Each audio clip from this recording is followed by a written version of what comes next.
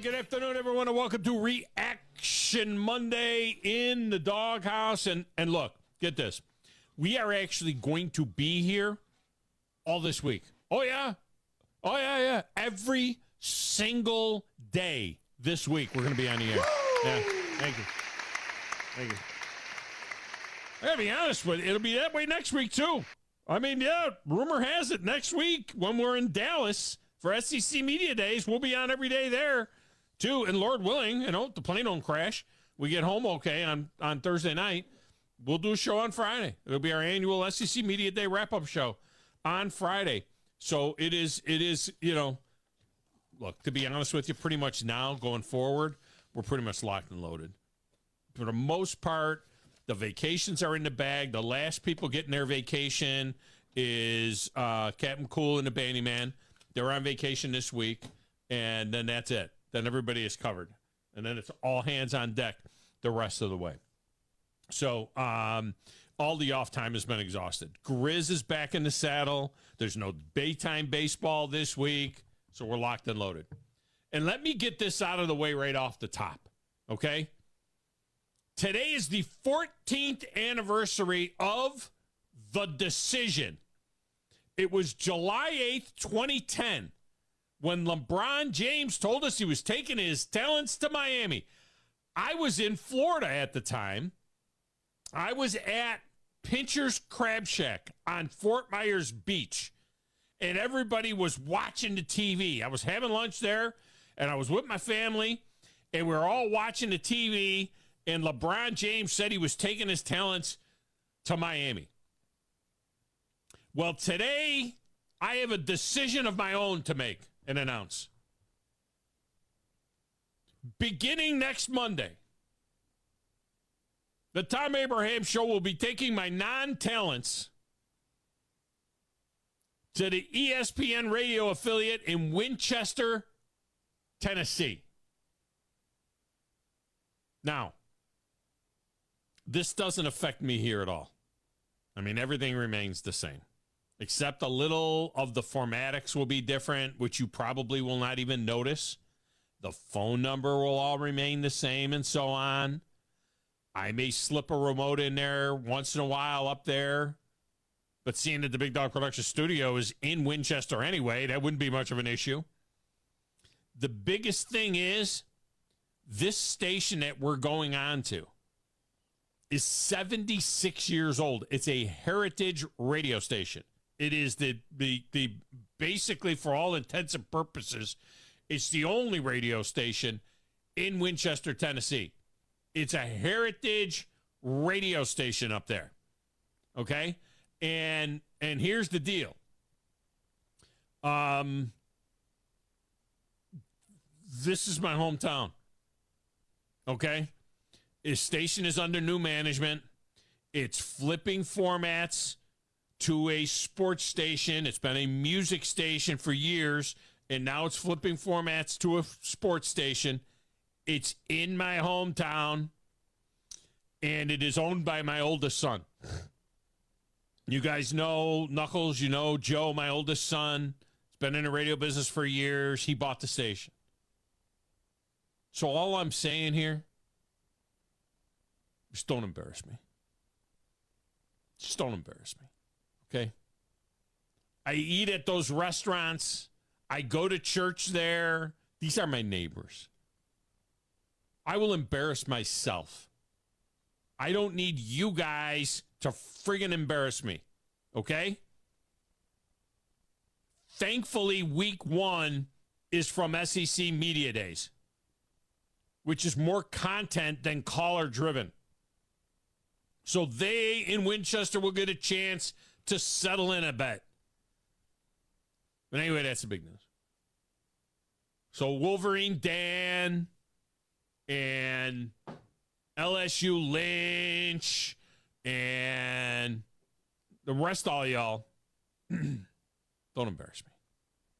Okay? That's all I'm asking.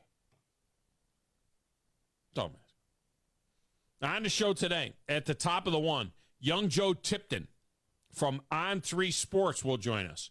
Joe is from Gurley, Alabama, graduated from UAH, and made a name for himself doing graphics for high school kids who commit to college programs in college and football, or in basketball and football. When he was in high school, he started doing this.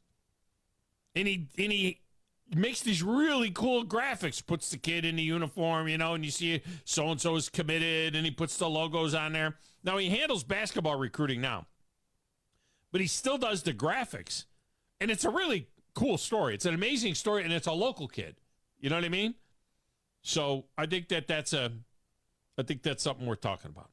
All right, phone lines are open 256-576-4977.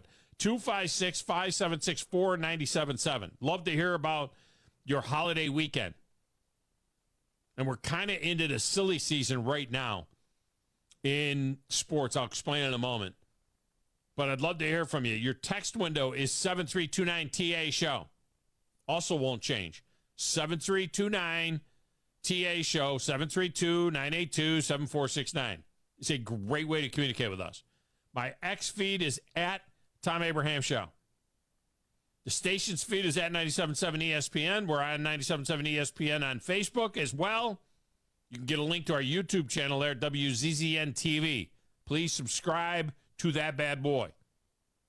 Go to 977ESPN.com and get links to all of that stuff. And while you're at it, get our apps. You can find a link to Zone 2, Zone 3, Zone 4, Zone 5 as well on the apps. All our alternate streaming channels for more great programming.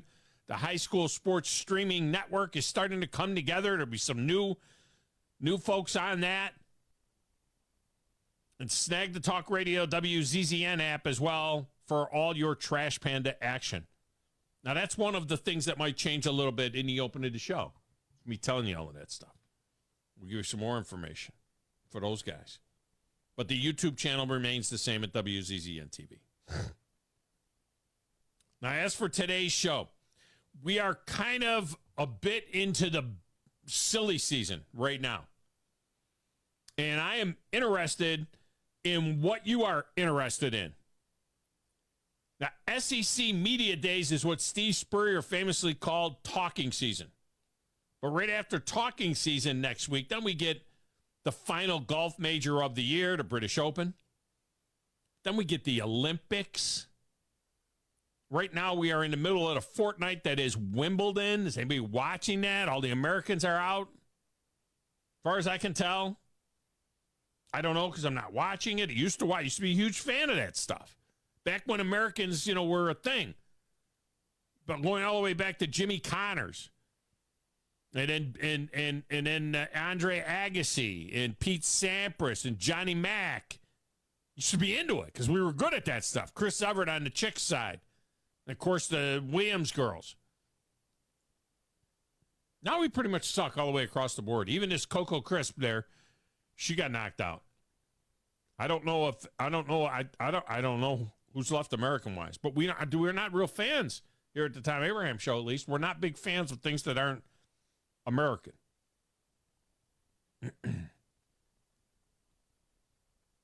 And we got the Caitlin Clark Basketball Association going on. We got the NBA Summer League going on. So we got all this goofy stuff going on.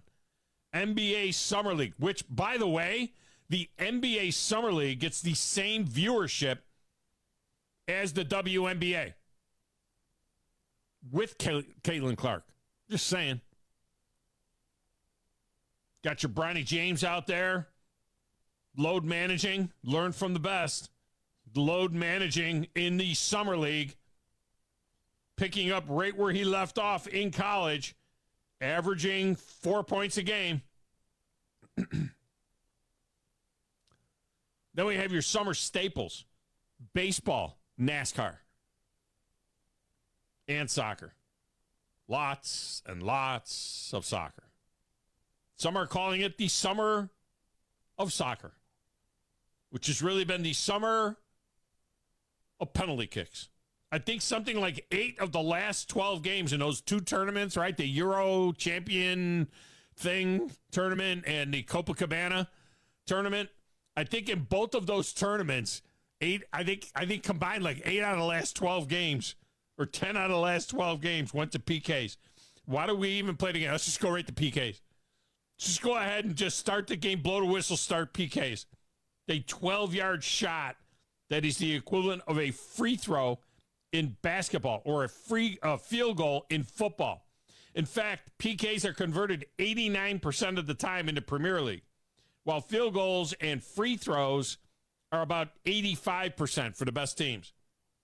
And if you're wondering, NHL shootouts, which are actual shootouts, where the guy's got to skate in and the goalie can move and all that stuff, 33% success rate. Can you imagine if they put the NHL, can you imagine if they put the shooter like 10 feet from the net, like between the circles, and the goalie couldn't move until the puck was shot? How stupid is this?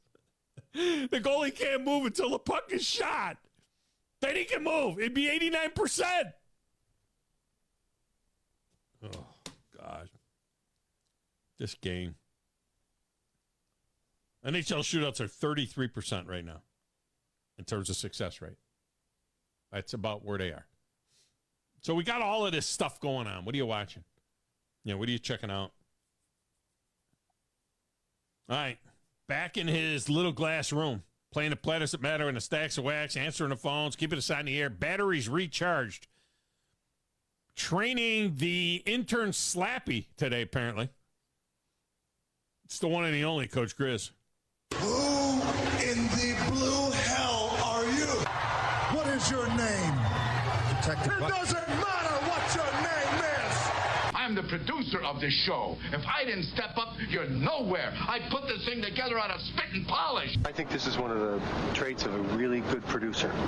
Keep the talent happy. I'm all jacked up on Mountain Dew. Now, Tom. Hey, Tom. Testosterone high today. Testosterone, whatever the it is. It really doesn't matter what you think. All right? It really doesn't matter what you say. Any of you play sports?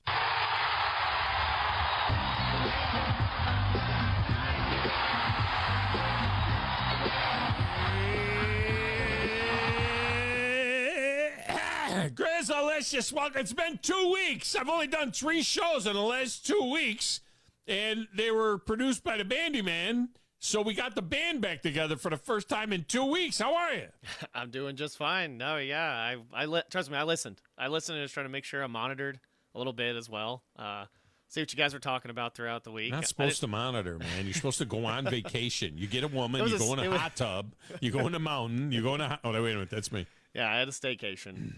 So I stayed at the house, did a lot of things around the house. Yeah. Did some came to work on Tuesday, came to work on Monday of your vacation, came to work on Tuesday, well, I had came to come to Monday. of your vacation. Man. I got to make sure I get that down. You could have done it on Sunday. You could have done it on... I don't like doing it the day before. I like doing it the day of, making sure it finishes out, and it's all good to go, and then I can feel better about Chris it. is talking about our station building, by the way. He's responsible for that. So then Tuesday was our staff meeting. Chris comes walking in. Like, and there was information that I needed. Like, I know I wouldn't you have did. gotten it until next week, because there was some stuff that I was thinking about today that, like, I'm like, shoot, we got to talk about tomorrow, too. I kind of forgot depending you on were who at we the... have tomorrow. I forgot a little bit. Tomorrow? What's tomorrow? Do we not have a Oh, meeting you mean tomorrow? for the meeting tomorrow? Yeah. Is there other stuff we got to talk about tomorrow? No, just some stuff that we could add to, like, the high school media days and stuff. Make sure we Yeah. my We got coaches high some school things. media days coming up. We got Dallas coming up, and I just want to say this: it was. I'm so happy. I would love, I would love to have you in Dallas with us. 'Cause that would be great. I would love to have you side by each at the table with me in Dallas. But it was more apparent than ever last week. We really, really need you to be in studio. We need you to be there for another year. We really need you to be there. And hopefully at some particular point in time, we'll be able to get past that. But yeah, it's going to be busy. Going to be busy times. And now we're adding another station. Now we're adding WCDT in in Winchester, Tennessee, which is it's interesting because their signal borders our signal.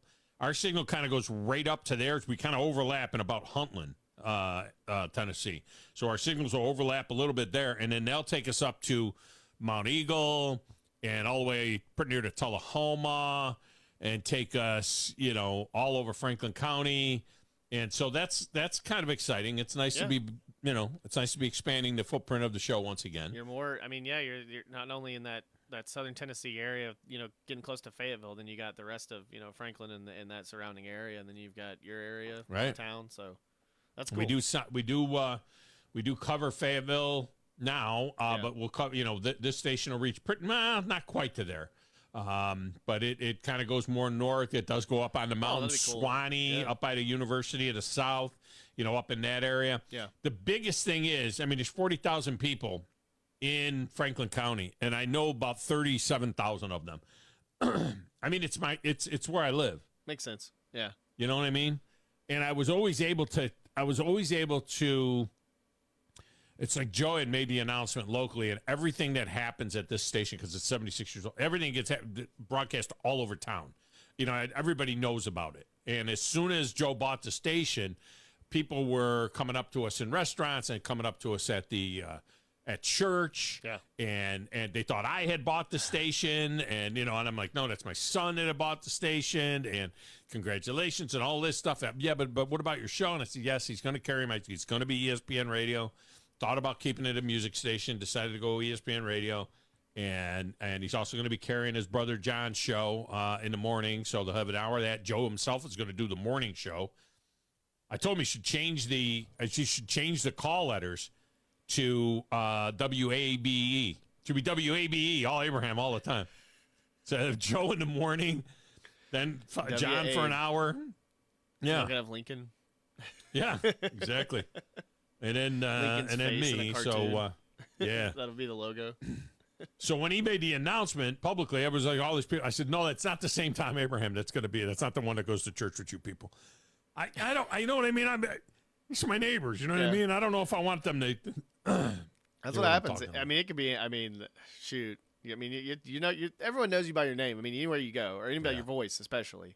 Right. Anyone hears your voice. I've been with you numerous times where people pick up on you because of your voice. Yeah. So, here alone, it doesn't surprise me when you go up there near where you live. Yeah. So that's going on, and then I'm just because the show is an open wound. You know what I mean? I got to tell you everything.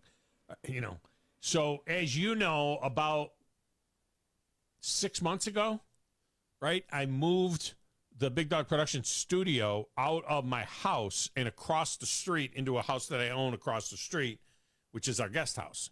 And I took one of the bedrooms out of the guest house. And it's worked out pretty well for the most part. But it is we've noticed how it's really putting a strain on things as far as it being a guest house, for our guests. And we've had some guests that come, and they stay in the master bedroom over here, and I'm over here, and it's a little bit cumbersome. So there's another building on the property that I own that used to be, it's right next to the house. It used to be the servants' quarters, right? You haven't even been here, Grizz. We got to get you up here, man. You got to come up here and hang out a little bit. Yeah, I know. I've been trying to get up there for sure. Yeah. We'll get you up here. So anyway, there's this building that is, the house is 110 years old. Yeah. It's 114 years old now, I guess. So there's a little building that is right adjacent to the house. It's off the back end of the house. It used to be the kitchen back in the day when they didn't have kitchens in the house. It has a big fireplace in it. And it was the servants' quarters, if you will. All right? You take from that what you will. But it's all shiplap.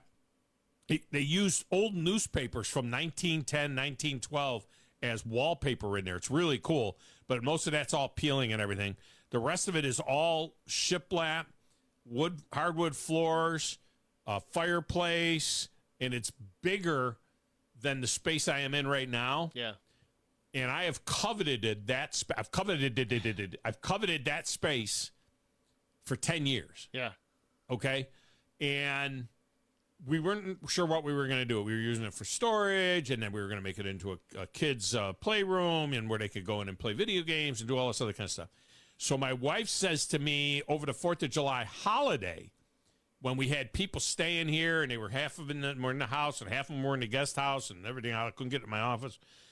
She just says, she blurts out to me, she says, why don't you take the old servants' quarters and turn that into your studio? Because it's bigger space and it's a standalone space. It would be nothing but the studio. No other stuff. Yeah. I said, don't say it twice. Do not say it twice. Because you know how I feel about that space. because I always thought it would be like a great little smoky den, you know, that kind of. And she said it again. Yeah. I said done. Yeah. It says like a library. It has this built-in shelving units and everything. I said, all right. I said, starting tomorrow, I'm clearing that. No, we don't have to do it tomorrow. I said, no. Starting tomorrow. All right, I am clearing space out of there because I got to do a lot of work in there. I got to put a mini split in there. It doesn't have heat in there. So I got to put a mini split in there. I got some repair on the floor. There had been a leak in the fireplace years ago that I repaired. I had a company come and repair the roof years ago, and so there's no leak. So I got things to do in there to prep the space. I need lighting, additional lighting. Yeah. You know, there's stuff that has to happen. But the project is underway. It may take 2 months, 3 months, but eventually I'm going to give her back this bedroom in the guest house, and I'm moving the studio into that building. Yeah, that'll be a cool little space. Get away from everybody, too. Nobody will bother you. Got to get you over there. It is totally so cool. You can set it up however you want. Yeah, that'd be cool. Yeah, absolutely. I mean, the only thing is that I'll have to use the bathroom in the house and the kitchen in the house, the main house, but it's right there by the house. It's, literally right there. I'll take a picture and send it to you. But anyway, so that's going on. So there's a lot going on. And then there's one other thing that's going on that we can't even talk about, right? That we'll talk about in the next week or two. Yeah, we can't even talk about it. My dad asked me about that, and I told him I couldn't talk about it. Oh, did he? Yeah. You said, he's like, I heard Tom talking about something. I was like, I don't know what you're talking about. Could talk about it, I'll have to kill you. Yeah. We talk about it, I'll have to kill you. We'll get into that when we get back from SEC Media Days. We'll throw that out there. All right, let me get a break. When we come back, we're going to open lines. So we'll jump on. You want to get on the line? Get on the line. Brandon is ready to go. He's going to kick us off. You want to get in? You can get in. 256-576-4977. It's the Thom Abraham Show. Back with more right after this.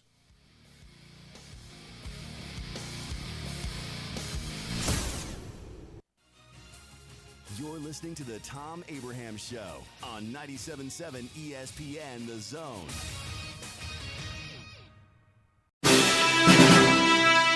Celebrate and honor those who have served our country. The annual Military Tribute Night at Toyota Field is Saturday, September 14th. For the 5th straight year, the USA Patriots amputee softball team will square off with the local veterans of AUSA. The patriotic extravaganza will be capped off by a post-game fireworks spectacular. Tickets are $10. Get yours at trashpandasbaseball.com/events. Hi, my name is Dan Aldridge. I'm here to let you know about the Aldridge Law Firm and the soon-to-be-announced Legal Town Center. I've been practicing law in Alabama since 1984, and I also practice in Tennessee. And I'm from North Alabama, and I'm here to represent you and take care of your legal needs. For many of us, hiring an attorney is not high on the priority list, and maybe a little scary. But it's something that we all need at some point. So by all means, do your homework. And if you need representation for car accident, wrongful death, medical malpractice, nursing home abuse, or estate planning, or any other matter, just give us a call at 256-534-3188. And you can email me at Dan, that is Dan at danaldridgelaw.com. Dan at danaldridgelaw.com. God bless America. No representation is made that the quality of legal services to be performed is greater than the quality of legal services performed by other lawyers. You don't have to go somewhere else just so you can go somewhere new. Plan your next vacation with Huntsville International Airport and Breeze Airways. Enjoy friendly, convenient, nonstop travel to some of the most exciting destinations in the U.S., including the home of 12 world-famous theme parks, Orlando, Florida. With flights starting as low as just $49, Breeze has got you covered with easy, breezy, nonstop flights to Orlando. Make all their dreams come true. Book nonstop to Orlando now at flybreeze.com. Tom Luganbill here for my friends at Woody Anderson Ford. Bobby White and his team take great pride in their service department, and you can see it the moment you walk into those beautiful new service lanes. And just like a championship team, they all work together to make sure your experience is second to none, whether you drive a Ford or not. Also, check out the gold certified pre-owned inventory at Woody Anderson Ford for great deals every day. Stop by and see them at Jordan and Sparkman or at Woody Anderson of Madison on Hughes Road, or visit WoodyAndersonFord.com. Next time you're online looking for landscaping inspiration, open Instagram and check out Southern Gent Landscaping. They can help make your yard your dream outdoor oasis. Southern Gent Landscaping can handle it all, from landscape maintenance and installation to irrigation and hardscapes, even AstroTurf. Turn your yard into a landscape you'll be proud to show off. Call Southern Gent Landscaping at 256-509-6088. 509-6088. Southern Gent Landscaping. Professional landscaping performed with satisfaction guaranteed. Are you tired of power outages disrupting your life? It's time for a Generac standby generator from Current Electrical. Storms may rage outside, but inside your family's powered up. So why choose Current Electrical for your generator needs? 1, we offer a wide range of models to suit every budgeted energy requirement. 2, our project managers handle every step of the process: power, gas, permitting, and inspections. 3, our certified technicians install your generator with precision, ensuring peace of mind. Don't wait for the next blackout. Call 256-880-1880 or visit us online at GenSuperstore.com. Have you discovered Good Company Cafe? The place for breakfast, brunch, lunch, and so much more. Enjoy brunch all day and pair with one of our many seasonal refreshing drinks, including alcoholic and non-alcoholic options. Choose inside or outside on our gorgeous, spacious, dog-friendly patio. And have some fun with friends playing yard games in the courtyard. See catering, to-go options, and lots more at goodcompany-cafe.com. Good Company Cafe, 7500 South Memorial Parkway. From the Fox 54 Weather Center, I'm meteorologist Emily Owen.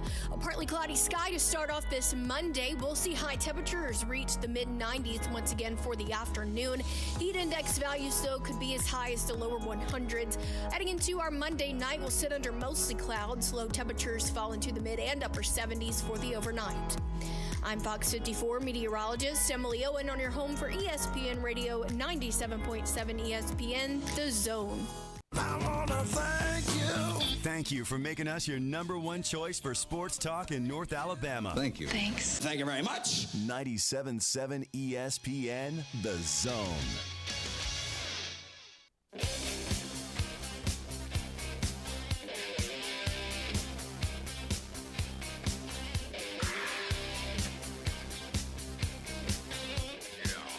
Welcome back, Thom Abraham Show.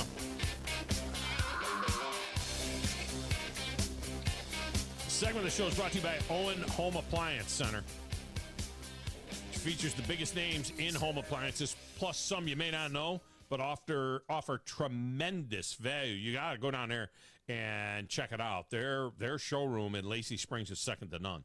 It is just absolutely incredible. And when you get down there, you're going to see a bunch of freezers because it's freezer season, okay? In these hot temperatures, you don't want to have it kill your freezer. And then you're going to lose all that food that you got in the freezer, including that deer you shot last fall. All right? So they've got them in stock. Go on down there. I don't know if he's got any of the $50 gift cards left so for the Wagyu beef. I'll have to get with Mike Owen and find out about that. You get one of those when you purchase a freezer from Owen Home Appliance Center. They got quality products, quality pricing, quality service. It's right there in the name. Owen Home Appliance Center.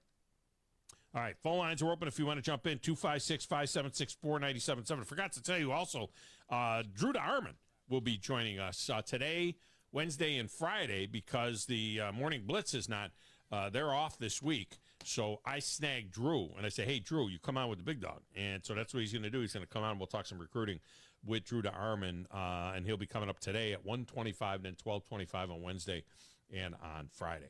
All right, let's go to the lines. Up first is Brandon. Brandon, welcome to the show. How are you? Good. I'm glad to know you're going to be on 5 days this week. All 5 days this week and all 5 days next week, provided the plane doesn't crash. But, you know.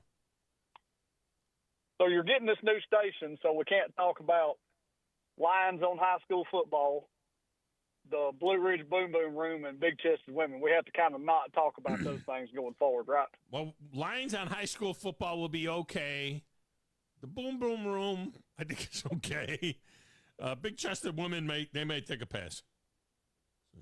May take a pass. Okay. Yeah, possibly. Well, I texted you a minute ago, and I sent you a picture, and I didn't know if you saw it yet.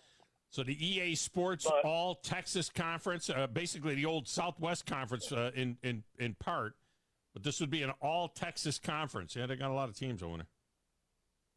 That should be a real thing in real life.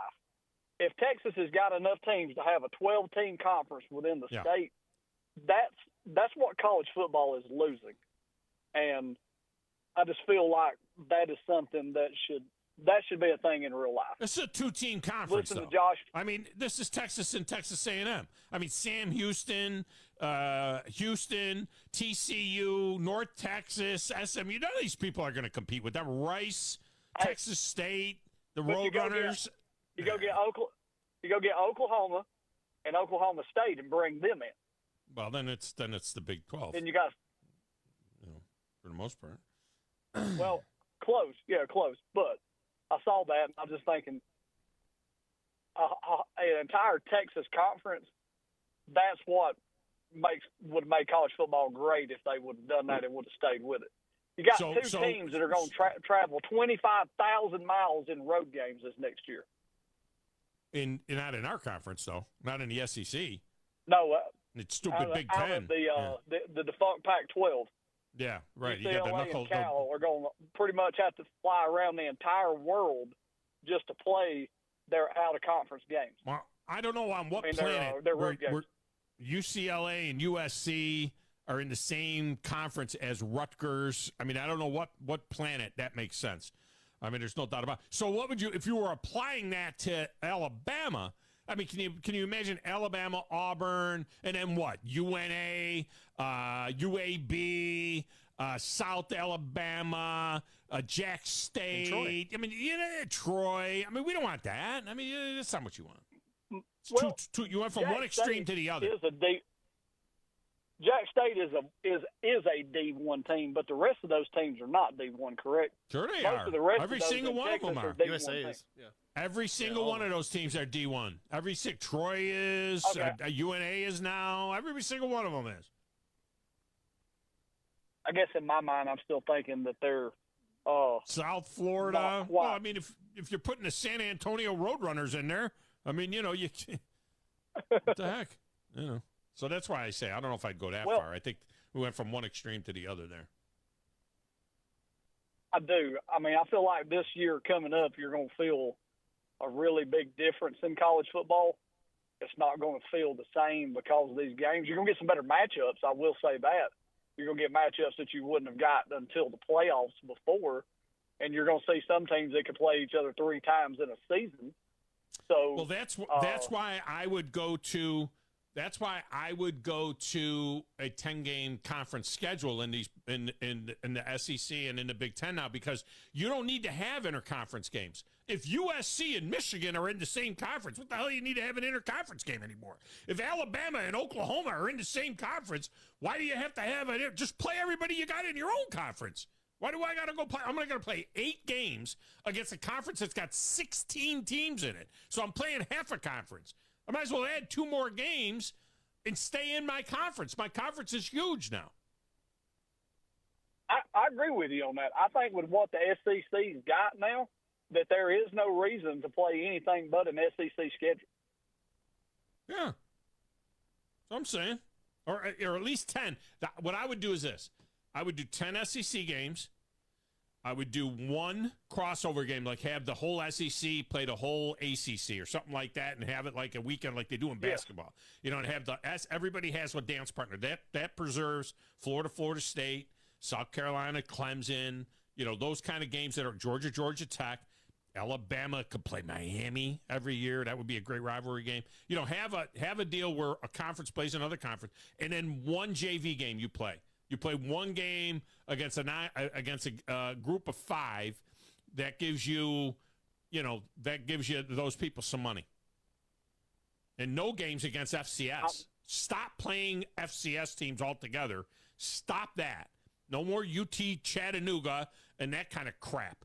You could play 1 game against a group of 5, 1 game outside your conference against another Power 4, a Core 4 conference, and then the 10 games in your conference. Because your conference is now like 2 conferences. I completely agree with you on that. And in what world Alabama and Mississippi State don't play each other when it's an hour and a half drive away? I don't get it, and I'm not okay with it. That game shouldn't have went away. It should have stayed. And so I'm going to Alaska on Thursday. Mud on. Going up there. Alaska. And, going to Alaska, going and taking the cruise and going and doing that for 10 days and coming back. And I was watching stuff about what people do in Alaska on July the 4th. And I want to go see this one day. They do the car launch where they launch the cars off the side of the hill. I'm talking school buses, all this stuff.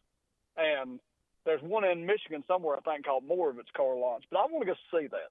Like, I'm sad that we didn't go last week and catch it because you're talking about this being the stupid period where there's nothing going on. You're right. It's dead other than a little bit of soccer and a little bit of golf. But I would love to go do that in person. Have you ever been to Alaska? Do you have any tips for going there? I do not have. I've not been to Alaska. My parents went to Alaska. I've got no interest in Alaska. It sounds cold and dark, although it's very light now. The one thing I would do if I was in Alaska is I would go, because you're going into summertime, I would go, I think, and I might be making this up, Grizz, I don't know if you've heard about this. I think they play like a baseball game in Anchorage. I think they play at like midnight or something like that because it's light out. You know what I mean? It's like light all the time. Yeah, I've heard about that before. I've heard about something like that. They do something like that where I would do something unique like at 11 o'clock at night or 1 o'clock in the morning, something like that. It's like light all the time in Alaska this time of year because you just had that summer solstice thing. They said it would be pretty much daylight about 22 hours a day, and then it would just be like dusk for about 2 hours, and then it would come right back out. At Groudon Field, they played on June 21st. The Alaska Gold Panthers baseball played Midnight Sun game. So that's the game they must play it on the solstice Midnight Sun game. On the summer solstice is when they play. Cool. But they don't do it any more times. They just did it June 21st. Yeah, it said the date had already happened. Brandon, are you a fisherman at all? Because that would be the other thing I would do is I would probably find one of them famous rivers and go fishing for Chinook salmon or whatever they fish for up there. We're going to give it a shot. I'm doing the helicopter tour that was ungodly expensive, where they land you on the glacier and then you do the dog sledding and all that way up there. So I'm doing that. So wife did not want to go on the helicopter. She's seen one too many Troy Gentry, Kobe Bryant. She wanted no part of that. So she is going to do. She's going to go do some kind of boat tour or something. I'm not sure what she's planning to do that one day. But we're looking at when we get to maybe. I'm not even real excited about taking a 2-hour flight to Dallas, direct from Nashville. I got to be honest with you. I'm not real fond of confined spaces. I'm a little bit claustrophobic there. And, so I'm not even real thrilled about jumping on a plane and flying American Airlines for 2 lousy hours to Dallas direct. So I'm definitely not going to Alaska, and I'm not getting in a helicopter and landing on a glacier. It's going to be a fantastic time. And it's going to give me a little bit of time to stare. You saw that grid I sent you of the entire mapped out SEC schedule? Yeah, I have those. I've been carrying that thing around with me for 4 months. I carry the grid. I carry the SEC grid. Those of you that are watching on WCZN TV, that's it right there. That's what he's talking about. Now you see that mine's kind of wrinkly and nasty already because I've been carrying it for 4 months. I carry the one for the Big Ten, and I carry the one for the ACC. I don't carry the minor conferences like the Big 12. I'm going to try to have my picks mapped out by the time that I get back. I figured the flight out there and the flight back, that should give me plenty of time to argue out my picks for the season. I'm going to take Georgia Tech and the over for the win, and I'm going to drop 100 on that. I think they can win 6 or more games. So that's going to be a prop for me for the season. Which doesn't have anything to do with this. So what Brandon wants to do, and it's not a bad idea, what he wants to do is he wants us to take the 2024 SEC football schedule, this grid here that I'm showing you, those of you watching on TV. He wants us to take the grid, and he wants everybody to use this as their entry and to pick every single game in the SEC. To pick all, what would it be? How many games is it, Chris? It's 12 times 16. So it's 192 games in the SEC. So he wants us to pick 192 games in the SEC, and you turn in your grid, and then, I kind of like the idea. It's like the ultimate Friday trifecta. I kind of like the idea, so we may do this right after SEC Media Days. I thought he was talking about squares or something like that. Like no. What like he's saying hit on is the he games. takes.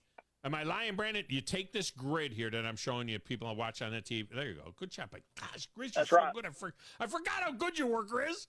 Grizz just put it up on the TV better than me holding it up. So you take that grid and you circle the winner for all the way across the board for every game, and then you turn it in. And then whoever has the best record wins a fabulous prize.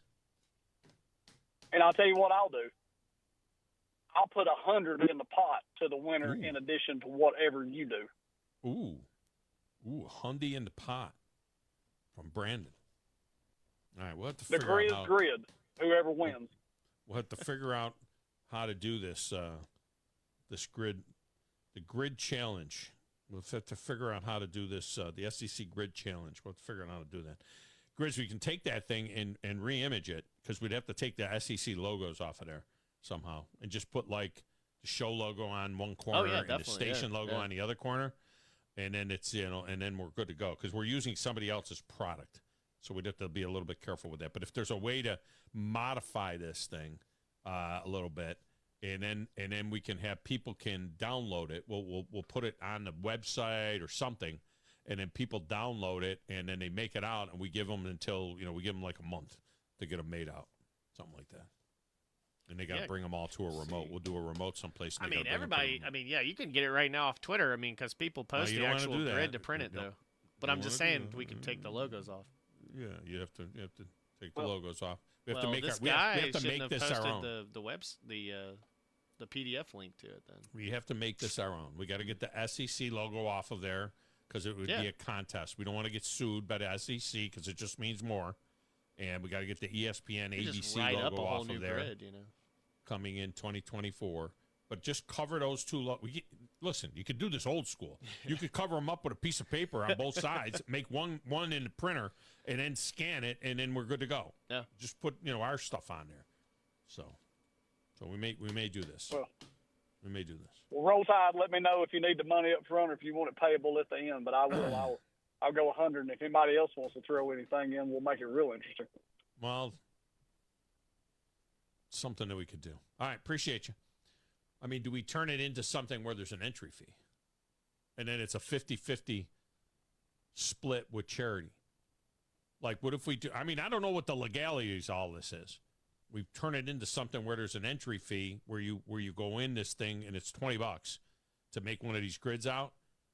And if 100 people make out the grid, that's $2,000. And you get 1,000, and the charity gets 1,000. Yeah. See where see the wheels turning? Perfect. Let's get a break. We'll come back with more right after this. Tom Abraham Show. More in a moment.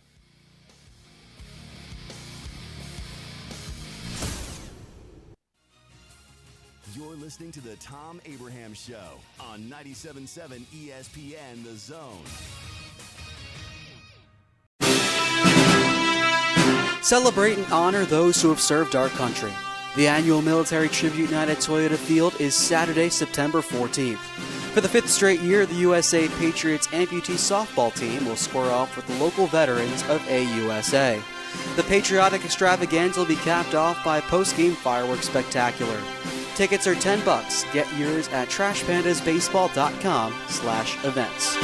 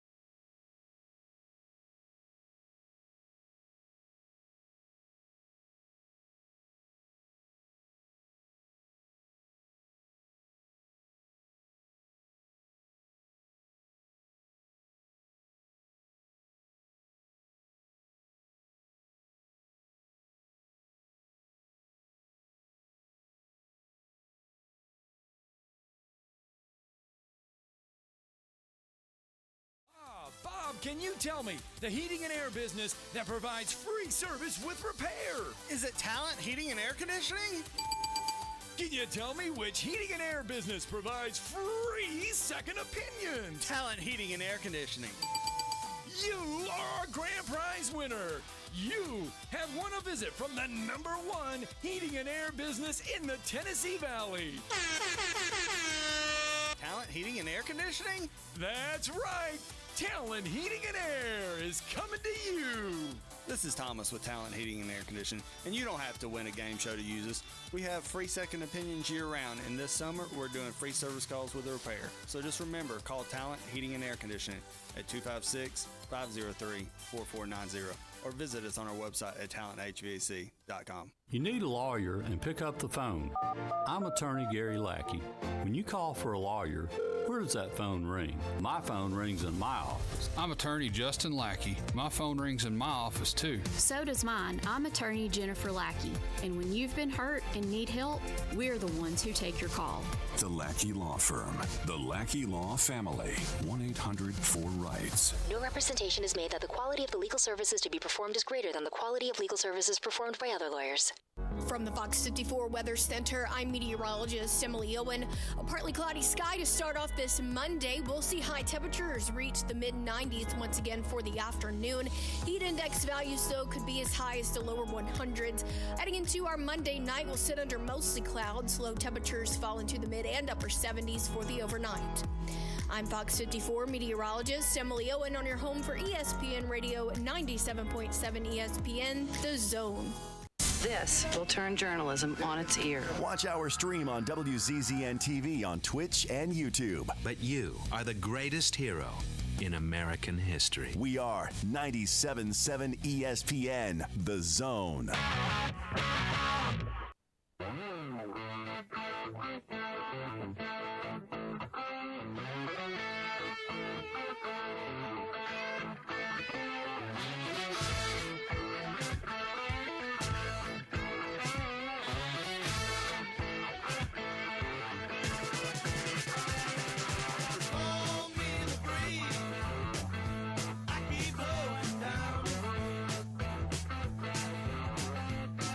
Segment of the Tom Abraham Show is brought to you by the Orthopedic Center, where thousands of area residents have received world-class care from the Valley's most trusted and experienced group of orthopedic surgeons and medical specialists.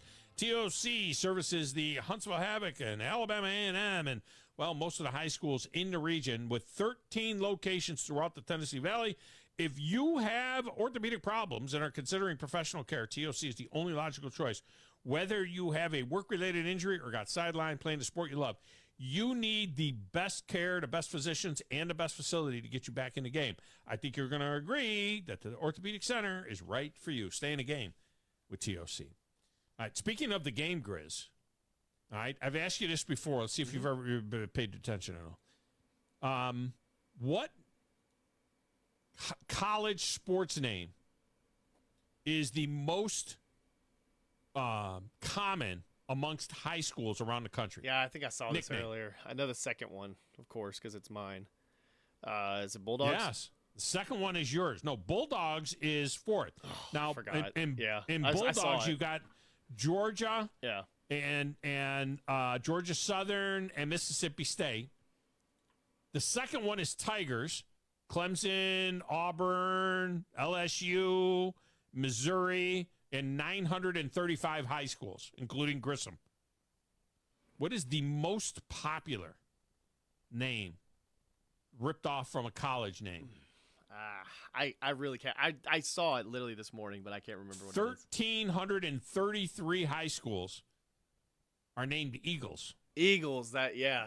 1,333 colleges are named Eagles. Yeah, I would have said Bears. I think that would be my other one. Of course, BC is the Eagles. Well, is there any other P4 conference team that's the Eagles? Is BC the only one? I think are they the only one that are Eagles? Not Golden Eagles, but Eagles. Yeah. Yeah. I didn't realize that. Yeah. No one else is like a bird. No one else At is all. the Eagles in the P5s. No one else is an Eagle. Okay. I'm looking at the list right now, and these are basketball, schools too. How many? This is shocking to me. How many high schools go by to handle the nickname Crimson Tide? Off the top of your head, how many high schools do you think go by the name Crimson Tide? 0. 9. Really? 9. Really? There are 9 high schools that call themselves the Crimson Tide. That was surprising. I thought that would be a unique one. That's what I see Hearts all the time. That's what I think. But they're not called the Crimson Tide. They're the Tigers. They're the Tigers. They're one of 900 and some odd that are the Tigers. All right. Tomorrow's list is going to be the other end of this spectrum. I mean, it's fascinating to me. This kind of stuff is fascinating to me.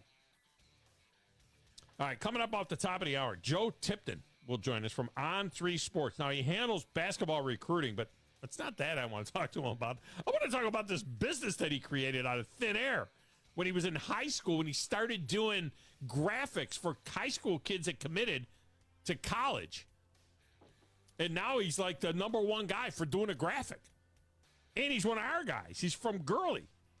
He's up next, right here on the Thom Abraham Show.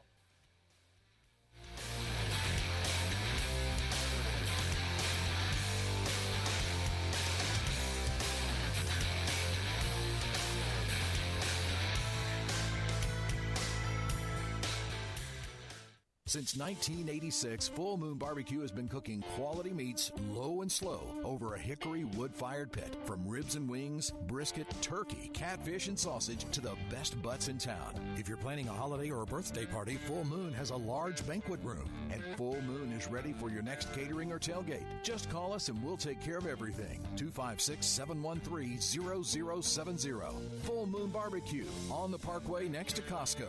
The best little pork house in Alabama. When you call most roofing companies, all you'll hear is, you need a new roof. Not when you call Fleming. At Fleming Roofing and Restoration, we're focused on your needs, whether it's an easy repair or a full roof replacement. Folks around here have trusted Fleming since 1965 for all their residential and commercial roofing needs. And as the area's storm damage experts, Fleming knows all the ins and outs of the insurance claims process. Log on FlemingHSV.com to schedule your free estimate today. Fleming Roofing and Restoration.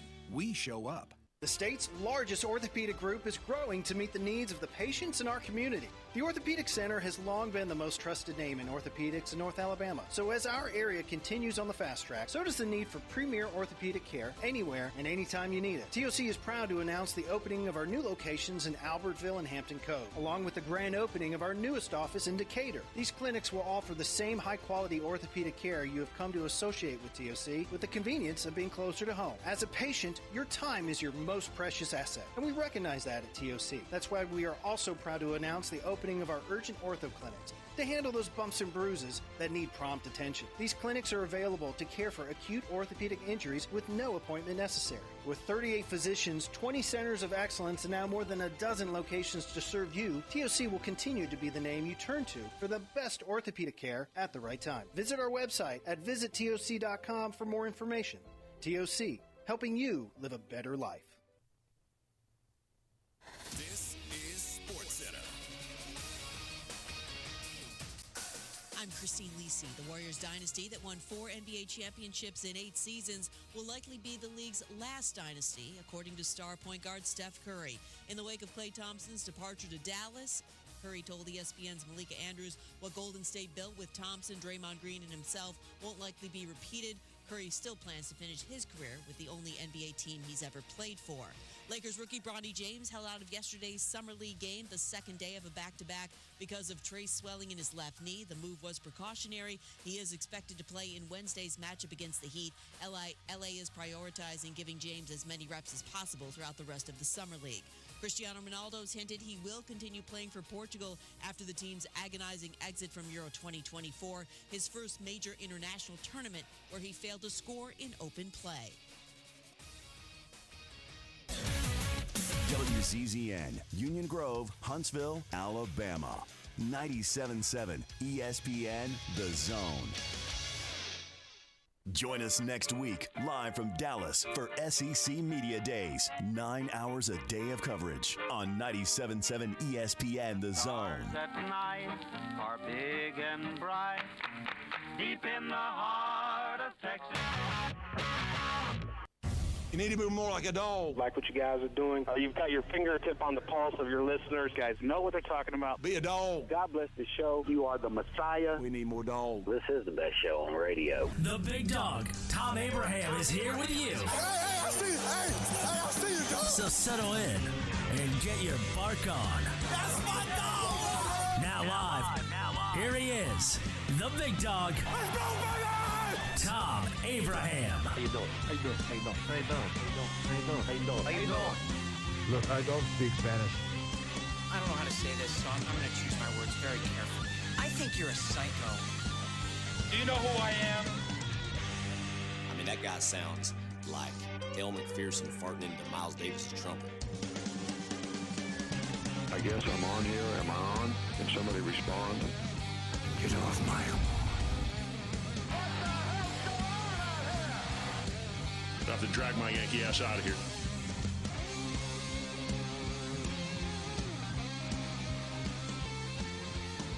And welcome back. Hour number 2, the Thom Abraham Show. The segment of the show is brought to you by Woody Anderson Ford and the award-winning service department at Woody Anderson Ford for routine checkups. Keep your Ford and other brand in perfect working order with the service department at Woody Anderson Ford. And you know what? If you got a bigger problem, their expert service technicians are going to quickly diagnose it and use state-of-the-art tools to resolve it. Services include the preventative maintenance checks on belts and hoses and fluids and air conditioning or brake or even tranny repair. They do it all at Woody Anderson Ford. And if you can only get in at evening or on the weekends, there's the quick lane service there for you. And that's your one-stop shop for service to brakes and tires and batteries and so on. Doesn't matter what you need. Your Ford's got it covered. Woody Anderson Ford's got it covered. And they ensure professional and quick and exceptional service. Go to WoodyAndersonFord.com. Learn more about Woody Anderson Ford. All right, joining us now, a young man. He handles college basketball recruiting for On3 Sports. His name is Joe Tipton. He went to UA. He's from Gurley.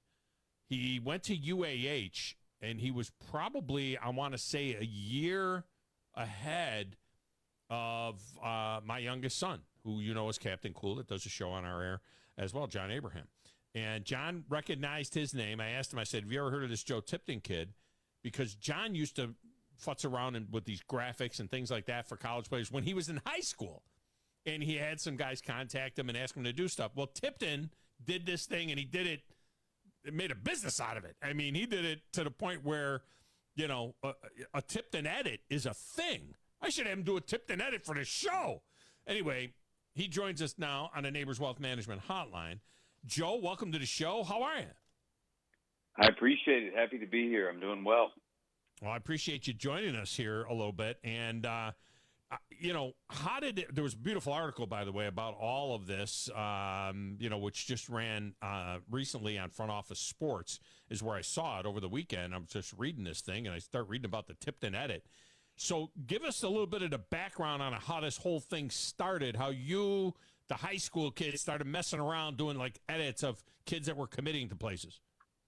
Right, yeah. So it started, like you said, while I was in high school, and initially it was just an interest on my part with graphic design, and I started making these little photo edits just on my iPhone, you know, in between classes whenever I had free time. And at first it was just, you know, very basic stuff. It was, you know, maybe slapping a motivational quote from Nike on a player, you know, a basketball player's image.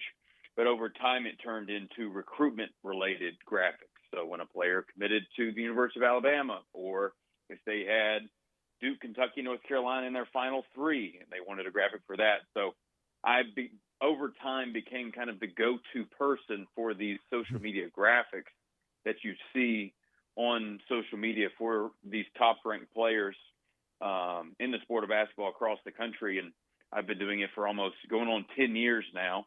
And at first it just started as a hobby, and now it's a career. I joined On3 as a basketball recruiting reporter after graduation from UAH in 2021, and I've been with them since. And I love it. I love what I do.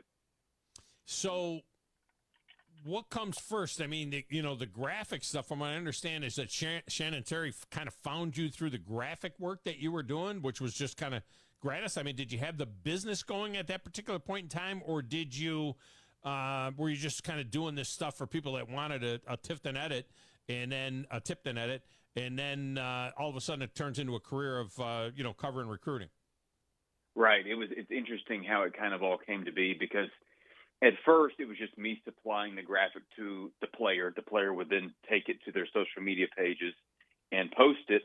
But over time of doing this, as I got older and a little bit wiser, I realized that the information that I had was news. It was breaking news, as a matter of fact.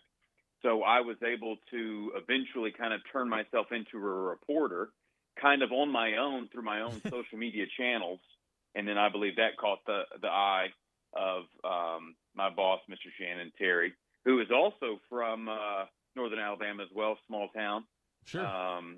But yeah, he took a chance on me. And but yeah, in terms of just the graphic preparation, a lot of the time it's these players. They're familiar with my page. They follow me on social media, and they reach out when they're wanting a commitment graphic to, fill in the blank school.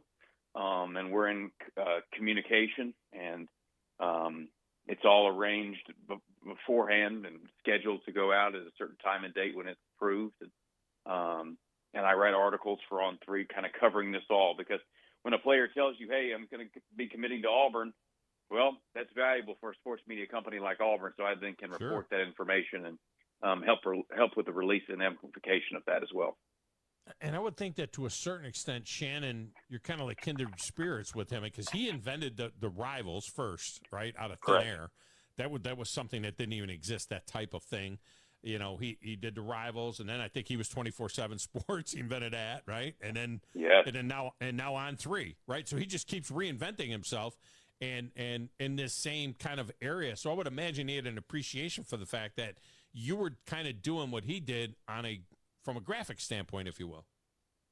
Yeah, absolutely. And it was so funny because I had always followed Rivals' content, 24/7 Sports. And when I was nearing graduation from UAH, I got my degree in marketing and management, but I didn't really have a job lined up. I didn't really know what I wanted to do. And I just found him following me on Twitter. And at the time, I didn't even know he's the guy who started Rivals 24/7 Sports, but I clicked his profile, and there it was in his bio. I was like, oh, my goodness, this guy follows me. I better, it'd be silly not to reach out. And then that's how it landed me the job. So really cool opportunity. All right. So you went to UAH. What was your degree in? What did you study at UAH? Did it have anything to do with graphics or writing?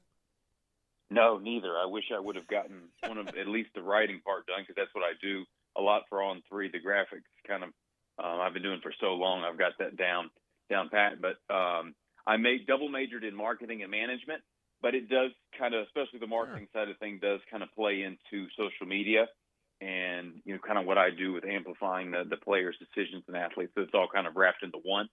But definitely if I would have gone back, I would have got a journalism degree or at least taken some classes. Now, do you freelance the graphic side of things, or do you do those now for On3? Is it like tied to On3 when you put out there that this kid is committed or that kid is committed? Correct. So it's all tied to On3. It's exclusive to On3, and my priority, target audience is top 150 players nationally, and then I will sometimes extend a little bit further. They give me the option to kind of do as many as I want, obviously covering the high major, the Alabama, the Auburn, the Kentucky of the world, and then just stretch to all of the Power Five. But those are the priority guys. Joe Tipton with us here. So when Rylan Griffin, for example, told you that he was transferring from Alabama to Kansas, he gave you the tip, but he said, I want a Tipton edit. Is that what you're doing with this thing? I mean, do they pay for these things, or are they things that they give you the tip, you do the graphic, and you get the scoop? Correct. So my service is completely free of charge. On3, I'm just, an employee of them. They're the ones that pay me, but everything that I provide to the player is absolutely pro bono. So yeah, like when Rylan Griffin entered the portal, transferring from Alabama, we had already had a previous relationship because I made his graphic when he committed to Alabama a couple of years prior, and spoken with him as he went through his recruitment process before choosing Bama out of high school. So when he hit the portal, of course, I'm already reaching out to see if he is in need of a future graphic and future amplification of his next choice, which in this case was Kansas. So we just kind of arrange things beforehand. He lets me know, hey, Joe, the credibility and the reputation that I've built, the player can just say, hey, this isn't public knowledge, but I'm going to be committing to Kansas. I'm doing it, at the end of the week, working on a time. I'll finalize that and let you know. And then what I do on my end is prepare the graphic, complete it, send it to the player, and of course write an article for On3. Alabama transfer guard Rylan Griffin is committed to Kansas, and then just promote that on my social media channels. Did you think to mention to him, why the hell are you leaving Alabama? I'm not saying that, I'm just saying. You know what I mean?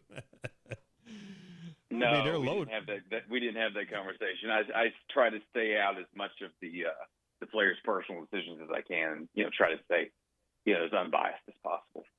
As a guy that covers these guys, though, was it surprising at all to you that happened?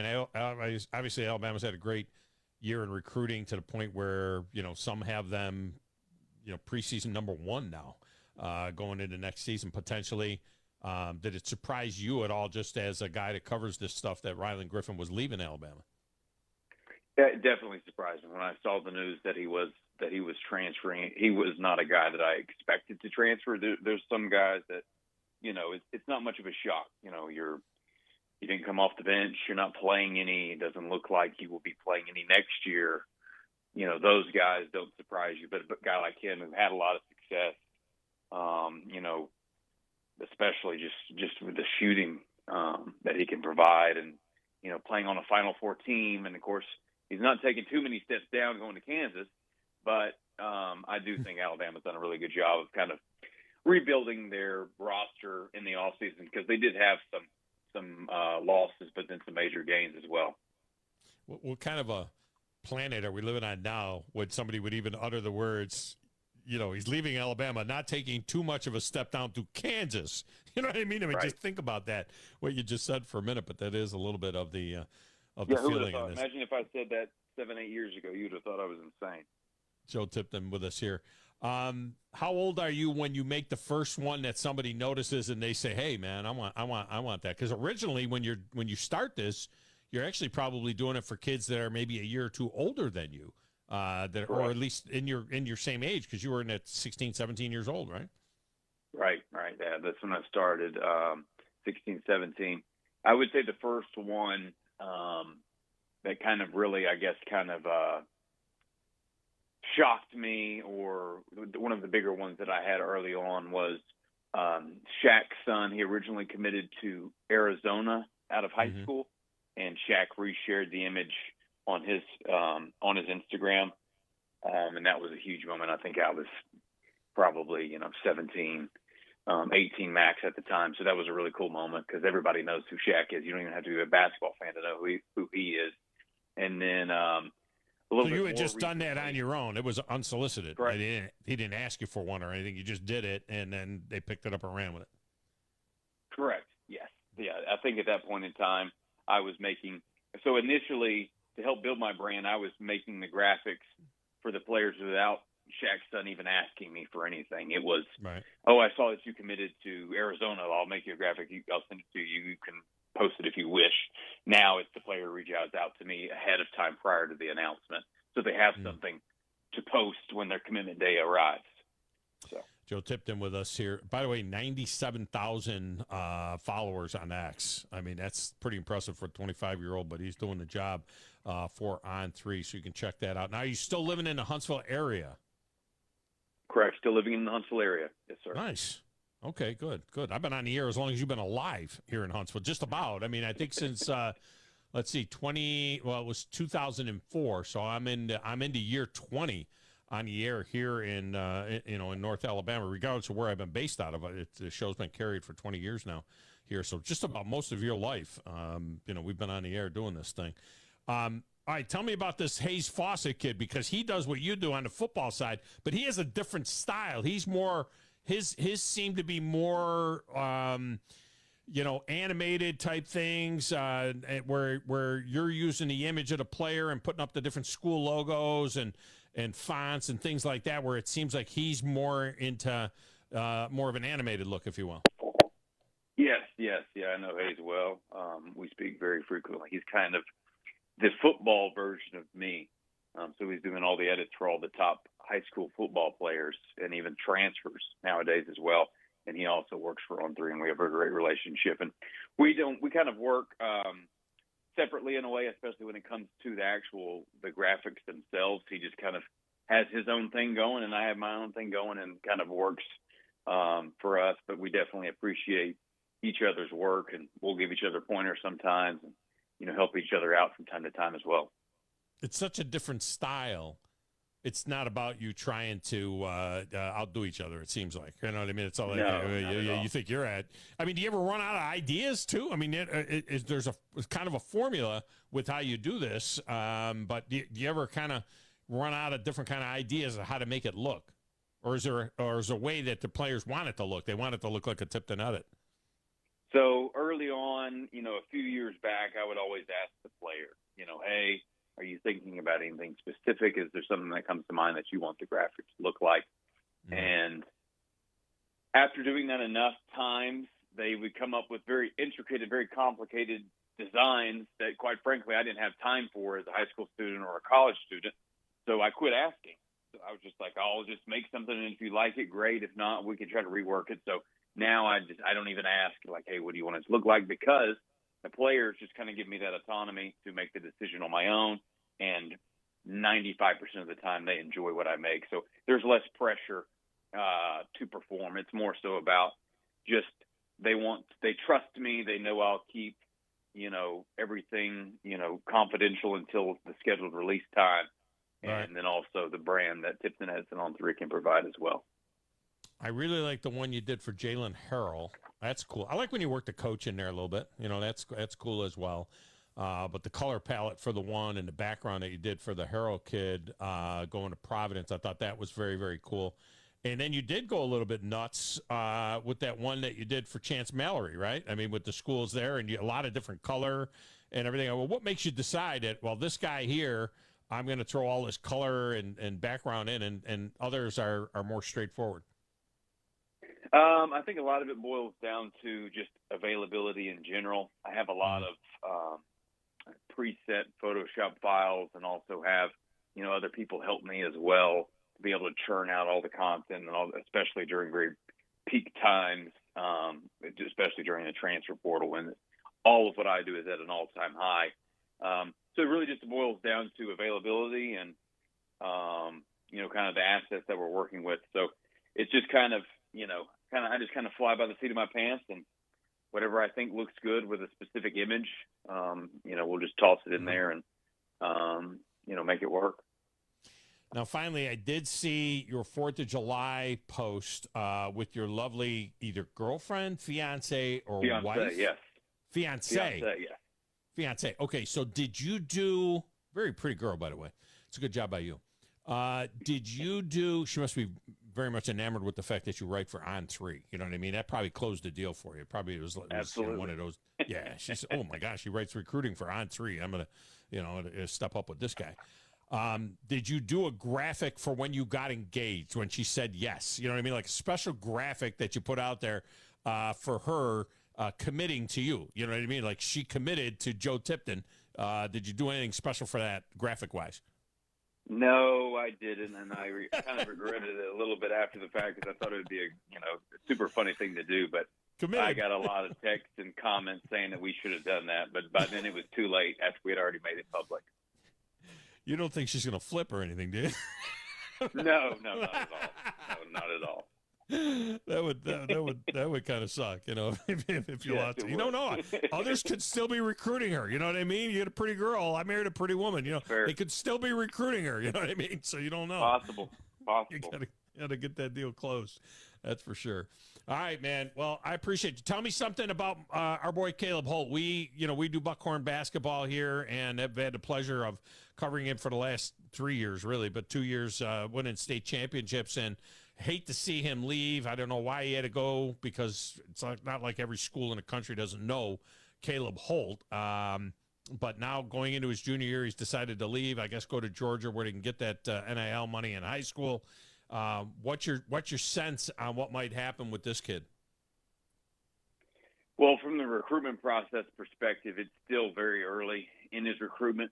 But I do think what will really help, kind of the in-state Alabama programs like the Crimson Tide and the Auburn Tigers is just the option to return home. And then still with him going to Georgia to finish out his high school career, he still, still has roots in the South, still close to home, and then Alabama and Auburn both present, very good options for him. But this is a kid, top 3 in the country across the board. He's going to have your Kentuckys, Dukes, Carolinas. It's just if the in-state programs of Kentucky and Alabama and Auburn can kind of just keep him close. But it'll be definitely interesting to see what happens. But it'll probably be a while before he makes a decision.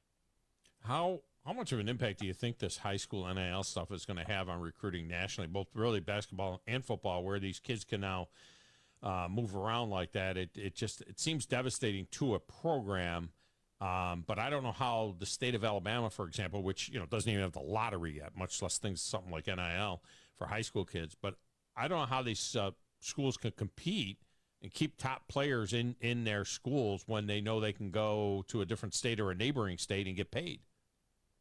Yeah, it's a great sell for states that have NIL legal.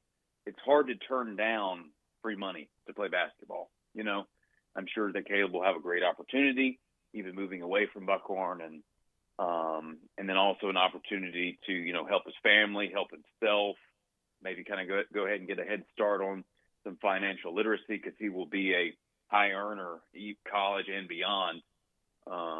So it's definitely unfortunate for, a state that like Alabama, that doesn't have NIL legal, because if he did, maybe that we would have been able to hold on to him as a state, right? So, maybe one day we'll be able to pass that through, because it is definitely encouraging, to have players not necessarily forced to move, but, money is always an appealing thing. And if you could just, move a few hours away to another state and, put a nice chunk of change in your pocket, that's hard to say no for almost anyone.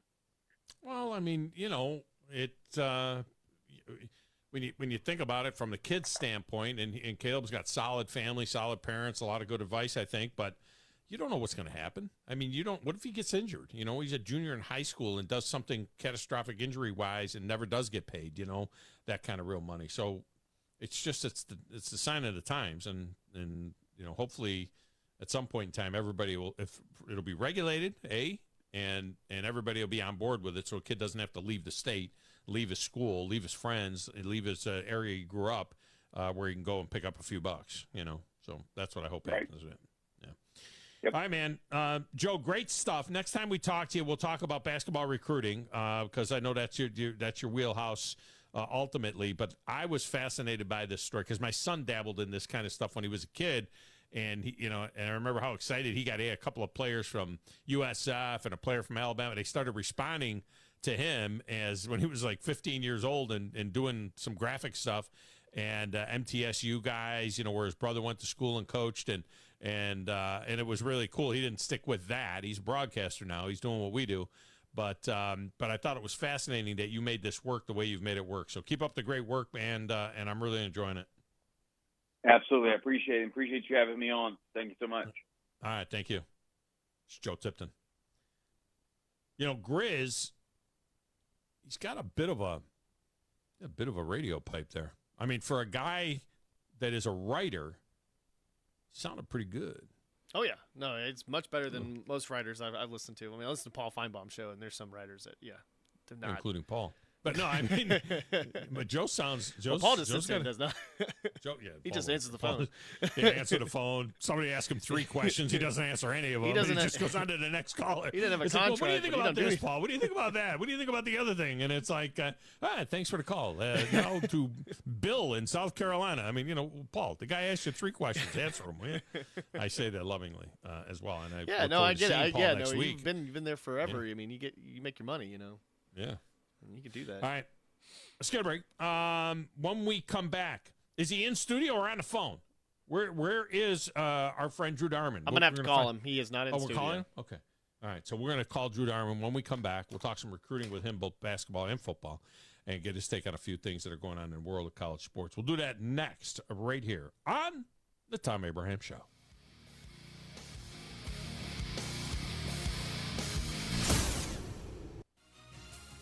You're listening to the Thom Abraham Show on 97.7 ESPN The Zone.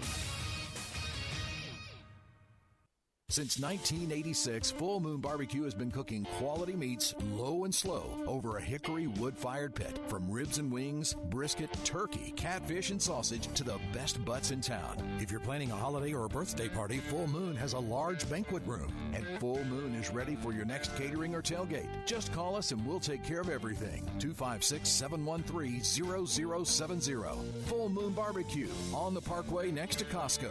The best little pork house in Alabama. Are you tired of power outages disrupting your life? It's time for a Generac standby generator from Current Electrical. Storms may rage outside, but inside your family's powered up. So why choose Current Electrical for your generator needs? 1, we offer a wide range of models to suit every budgeted energy requirement. 2, our project managers handle every step of the process: power, gas, permitting, and inspections. 3, our certified technicians install your generator with precision, ensuring peace of mind. Don't wait for the next blackout. Call 256-880-1880 or visit us online at GenSuperstore.com. Owen Home Appliance Center features the biggest names in home appliances like Viking, Whirlpool, Maytag, KitchenAid, GE, and Frigidaire. But they also have great brands that you may not know, like Mela, Forno, Z-Line, InvisiCook, and Beko. But no matter what, they all get delivered the day you buy, and they service everything they sell. And at the Lacey Springs showroom, just 8 miles south of the river on 231, you'll find a totally interactive showroom where you can hear the dishwashers wash, and the freezer's free, and see the cookies get baked in the double ovens. Owen Home Appliance Center will even wash and dry a load of clothes for you so that you can see how great the products are. And they have ice machines making all kinds of ice, cubed, nugget, and top hat. How is that for variety? Owen Home Appliance Center believes in community involvement as well, sponsoring youth teams, race cars, and an annual Easter egg hunt. Quality products, quality pricing, quality service is the name of the game for Owen Home Appliance Center. Find them in Somerville and Lacey Springs and online at owenappliance.com. Hey Huntsville, looking for action-packed events? The Huntsville Sports Commission is your hub for all things sports. From youth events to national tournaments, we've got events that thrill and inspire. Whether you're an athlete, a fan, or a volunteer, there's something for everyone. Cheer on your favorite teams, witness amazing talent, and be part of the excitement. Check out our event calendar and get involved at HuntsvilleSports.com. That's HuntsvilleSports.com. Be there, Huntsville. Buying that perfect home is one of the most important financial decisions you'll ever make, so it's crucial that you have the right partner to help you through the process. Hi, I'm Stuart Evans, Mortgage Loan Officer for Bryant Bank, and I'm here to tell you that we are that partner. We offer a variety of mortgage products to fit your unique home buying situation in a changing rate environment. That kind of hassle-free approach might not be what you'd expect from a bank, but it's exactly what you can expect from us. Give me a call today or visit me at our downtown Huntsville office and let me show you what banking beyond expectation is all about. Bryant Bank Equal Housing Lender, NMLS ID 2428943, member FDIC. From the Fox 54 Weather Center, I'm meteorologist Emily Owen. A partly cloudy sky to start off this Monday. We'll see high temperatures reach the mid-90s once again for the afternoon. Heat index values, though, could be as high as the lower 100s. Heading into our Monday night, we'll sit under mostly clouds. Low temperatures fall into the mid and upper 70s for the overnight. I'm Fox 54 meteorologist Emily Owen on your home for ESPN Radio 97.7 ESPN, The Zone. You know, this process is all about talking ball. Listen to Talkin' Ball with Scott Tyson and Drew DeArmond. What did they want privacy for? To just start talking ball. Every weekday morning, wake up with Scott and Drew. It's Talkin' Ball. 97.7 ESPN, The Zone.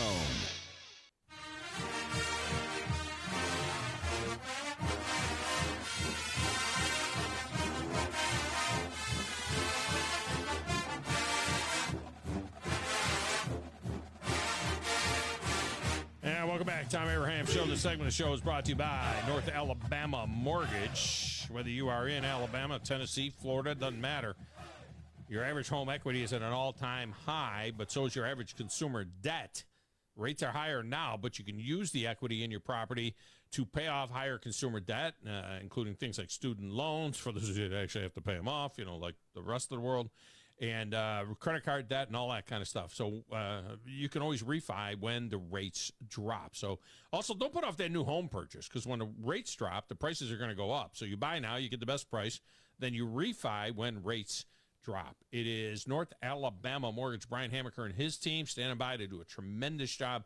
I have used them in the past, been a few years now, but had a wonderful, wonderful experience with North Alabama Mortgage. Go to northalabamamortgage.com to learn more.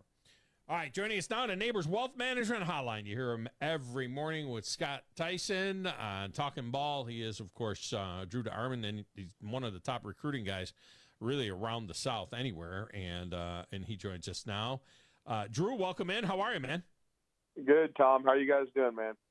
We are fantastic, and some of this stuff might be redundant from what you have been talking about in the last several weeks on the Morning Blitz, but that's kind of the nature of the recruiting, is the redundant stuff. But we did kind of get a little bit of a surprise, if you will, right before the 4th, with Alabama football getting a couple of decommits, Miles Johnson and Zamir Smith both announcing that they reopened their recruitment. What is your take on it? Didn't hurt Alabama in the standings. In the composite, they're still number 2 in the standings to Ohio State. But what is your take on this, and what's the backstory that you know here on these two kids, one a 4-star and one a 3-star?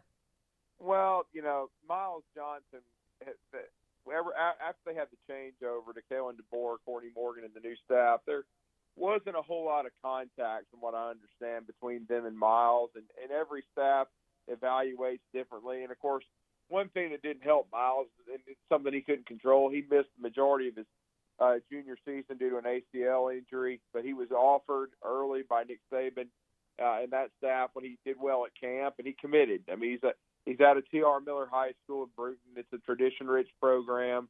But just from what I had understood, this was before Zamir Smith had even committed. But I just heard that more than likely Miles was not going to be a part of the class, and I was told to watch the Florida Gators. And I know he's visited there officially, and he's been in contact with Billy Napier and his staff. And if you look at the recruiting class as a whole, Alabama's been linebacker heavy. They still got Ty Jackson out there, too, from the state of Florida, who they really like. So this was really not a surprise to me. It was really more of a surprise of how long it took to become official. And it was interesting that it came the same day and just shortly after Zamir Smith decommitted. Now, Zamir, I had not heard that kind of buzz on him. Now, it was talked about later that since he had committed, there hadn't been a lot of contact between him and the coaching staff, and they're continuing to reevaluate guys and bring guys in. I still think they really liked him, but I also say this. I mean, he's from the DMV area, and Mike Loxley is a really good recruiter. He was one, I think, if you want to, you can do that now that Coach Saban's retired. He'd probably be considered one of the top 5 coach ever had. And he's done a great job at Maryland with what he's been given, considering, that what he did with Talia Tagovailoa and stuff. And so he kept recruiting him. I think that's where the kid's ultimately going to land. And so I don't think either one was a complete surprise, especially Miles, Johnson. But again, I think Alabama's going to be fine. And I think, they honestly, they're already, over 20 commits. I guess they're right at 20 now. I kind of count 21 because of Pete Notaro, the kicker out of Pittsburgh. But I think he may be a preferred walk-on. And all that can tell you is if he's good enough, he'll probably be paid for by NIL money. That's where we are now, even with quality walk-ons. But again, I think so far Alabama has done an exceptional job. I think Courtney Morgan and that staff, Aaron Hodges and all of them that they've put together are continuing what Coach Saban kind of created. Now, they're doing it in a little bit of a different way. You have to with the branding and the NIL and the transfer portal, but I think they've adapted really well, and I think they're in the process right now. I think the way everything's trending, their last big recruiting, gathering is going to be the Champions Cookout July the 28th, which is going to come out of the dead period, and I think they'll have some more committed by then. And from what all I'm hearing, I think by the time they play Western Kentucky on the 31st of August, I think the number they're going to take is 26 to 28. I think they'll be really close to the 25 number by then. And then what you're doing is you're just trying to hold on to what you got and then maybe polish it off with 2 or 3. But I think they're in really strong position right now, Tom. Is there a lot of numbers that are floating around out there as to how many of these guys end up sticking? I mean, if you go 2 years further, it used to always be, oh, we got those recruiting rankings, but talk to me in 3 years and we'll let you know how the school actually did. Now it's talk to me in 2 years and let's see how many of those guys are still there. We saw the Texas A&M debacle a few years ago where, they're just an unbelievable team. And a year later, they were half the class was gone.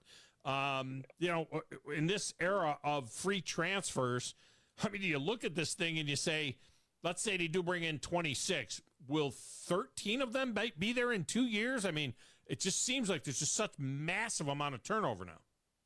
Oh, yeah. I mean, I agree. You have to almost take a different look at it. I mean, you have to that's almost how you have to evaluate it now. It used to be, okay, in 2 years, how many of them are on the field and, how many of them are starters, and then you could really tell how good a recruiting class was. Now it's going to be more how many people have you retained, and that's going to be strong culture is going to be a key to that.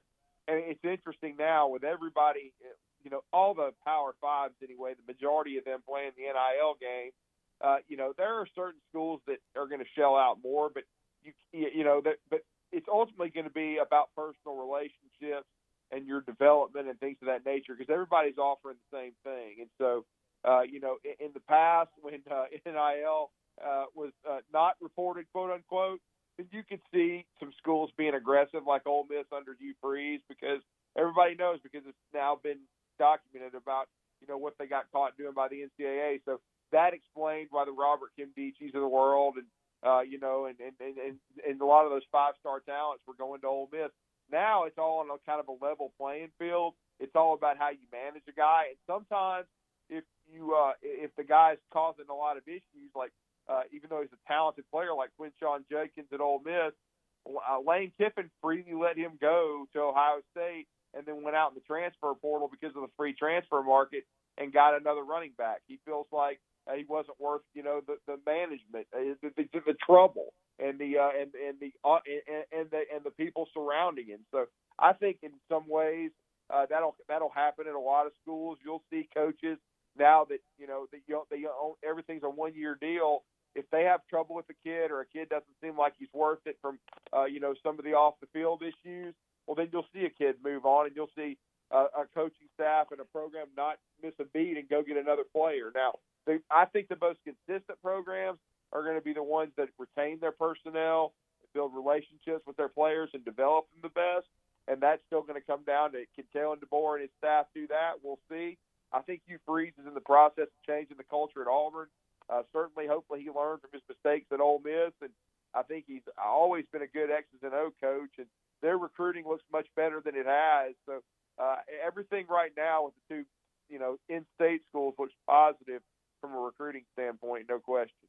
With Auburn just 16 commits, that lands them in 11th. A lot of this is a numbers game early on, right? I mean, we're doing math here, and, their average commit is about a 91 score, which would push them up into the top 5 or 6 anyway, but it's, they only have 16 right now, whereas, Alabama with 20, Ohio State with 23, so you don't know how much further, they'll go and where they land. Alabama would actually a higher average score amongst their recruits than does Ohio State, but again, it is a numbers game, so that's where it ends up. The sky was falling. I mean, when Nick Saban retires, immediately, when Kalen DeBoer gets hired, people are talking about Brian Harsin, and they couldn't get Brian Harsin's name out of their mouth because of the fact that they're both from the upper Northwest, and whether or not he's going to be able to come in here and recruit and do all this kind of stuff.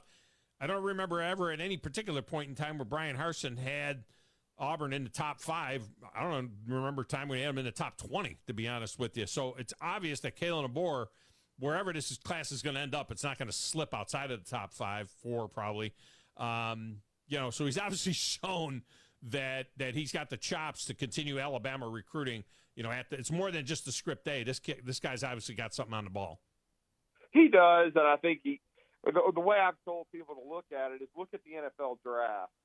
Nick Saban's last NFL draft turned out 10 draft choices.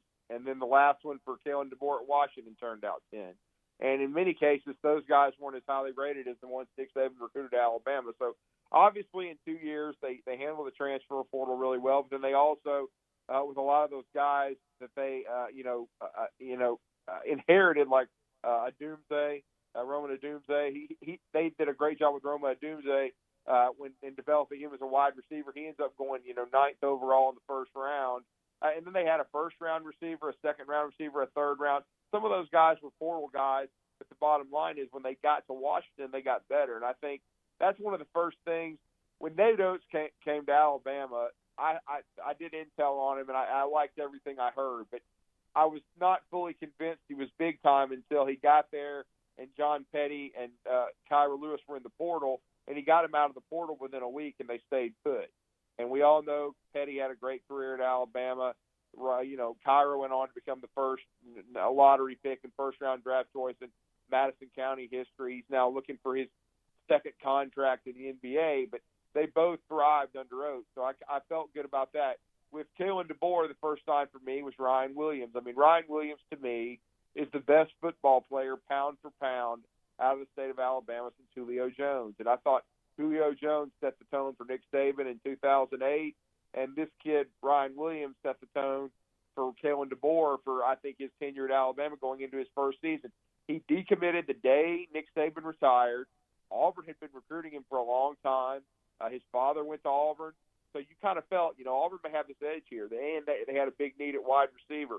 But Kalen DeBoer had him at their first team meeting. And then before you know it, he had him on campus to visit. And then you started hearing, wait a minute, he may go ahead and recommit to Alabama and sign and then be enrolled by June, which he did. And he also reclassified, which was huge. And even though he reclassified, he stayed a 5-star.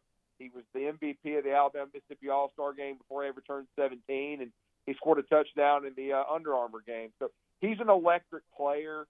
He's the kind of guy that gets you rolling, in a new place. And I've been hearing a lot of great things since he, enrolled in June, and we'll see how that carries over. But I thought when they got him and then kind of flipped Antonio Coleman Jr., his teammate, back from Auburn, I thought it sent a signal that, Alabama is going to be just fine recruiting under this guy, and so far so good. We'll see how the class fills out. Like you made a good point. You have to retain your guys. And that's going to be a lot of what I think that the last few months are going to be during the season. But if this Alabama team goes out on the field and plays well, I think it's going to be making it that much harder to flip guys from Alabama. And I like their personnel. I'm going to be glad to, go to Dallas next week and get everybody else's thoughts. But I think Alabama right now, I would rate them right up there with Georgia as the two best teams in the SEC. You mentioned Ryan Williams and pound for pound. The problem is the pounds aren't as nearly as many as the pounds that, that Julio Jones brought to the table. I mean, the kid's 165 pounds, soaking wet, young, as you said, because he reclassified. I mean, you and I were 165 pounds. It was in the 10th grade or 9th grade, something like that. But that would seem to be the one concern about, more of a Jalen Waddle type of guy, which was outstanding, obviously, than you think of as a big physical receiver. This is a guy that's extremely explosive. We all watched him in high school just tear up the state of Alabama. But the size issue is the one thing that kind of just holds you back a little bit, in terms of how many snaps, how many touches he'll get, especially early on. I think a lot of people feel like he walks right in and is the number one guy. And it seems like there are enough guys in that receiver room that can take that role and allow this kid to, a moment to develop a little bit. Yeah, I mean, I've still heard that they feel like he's going to be in the top 3. Jeremy Bernard, of course, already knows the system, and he had a great A-Day game, and he's, on his 3rd school. Ironically, he was catching touchdown passes 2 years ago at Michigan State, from the current Auburn starting quarterback, which is very, very interesting to me. But he had a good year last year at Washington. He was the 4th leading receiver behind 3 other NFL draft picks. Then before that, again, he was catching passes from Peyton Thorne. But he looked really good in the A-Day game. I think he knows the scheme. So I think he can go out there and make plays, no question about it. I think I like Kendrick Law a lot. I think he's kind of been underutilized in 2 years. But I think this change in offense could really help him, no question about it. Kobe Prentice is another guy that I really like. And I do think they have some depth. But I do think that talent overcomes a lot. And I know you're right. Julio was 6'4", 6'5", could run like a deer, and was big and physical. He was a freakazoid. Now this kid's a little bit different style. To me, I'm going to bring back an old school guy from my era, my favorite player. He's kind of a cross to me between David Palmer and Devontae Smith.